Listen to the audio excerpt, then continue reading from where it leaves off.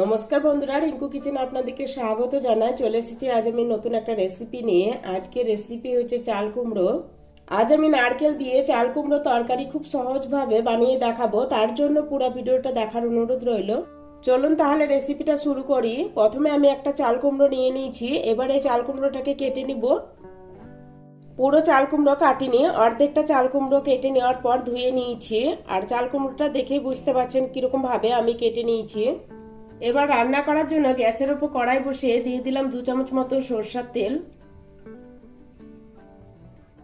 তেল গরম হলে দিয়ে দিলাম 1/2 চামচ মতো কালো জিরে আর 2টো শুকনো লঙ্কা। এবার শুকনো লঙ্কা আর জিরেটা একটু ভেজে নিব। দিয়ে দিলাম 2 চামচ মতো আদা আর কাঁচা লঙ্কা বাটা। আদা আর কাঁচা লঙ্কাটা আমি একসাথে বেটে দিয়েছি, আপনারা চাইলে আলাদা করেও বেটে দিতে পারেন। এবার আদা আর কাঁচা লঙ্কাটা একটু ভেজে নিব। একটু ভেজে নেওয়ার পর এবার দিয়ে দিচ্ছি কেটে রাখা কুমড়োটা। এবার নাড়াচাড়া করে ভালো করে মিশিয়ে নেব। ভালো করে মিশিয়ে নেওয়ার পর দিয়ে দিচ্ছি 1/2 চামচ মতো হলুদ গুঁড়ো আর দিয়ে দিব স্বাদ অনুসারে লবণ। এবার ভালো করে মিশিয়ে নেব।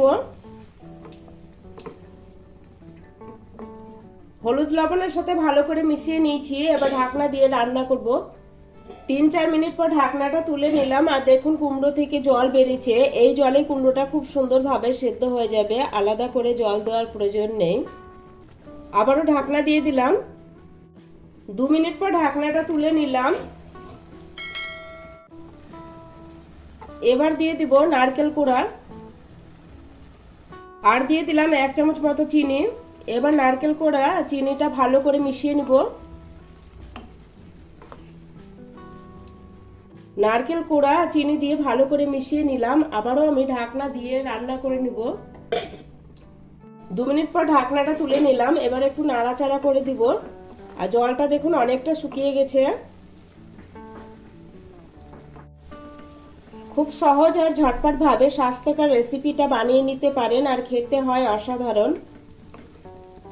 এবার উপর দিয়ে দিয়ে দিচ্ছি 1/2 চামচ মতো জিরে গুঁড়ো। আবারও ভালো করে মিশিয়ে নিব।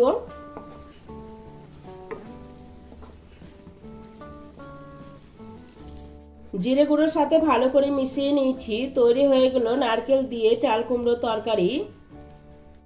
এবার একটা প্লেটের মধ্যে সার্ভ করে দিচ্ছি। রেসিপিটা ভালো লাগলে লাইক, শেয়ার, সাবস্ক্রাইব করে পাশে থাকার অনুরোধ রইল।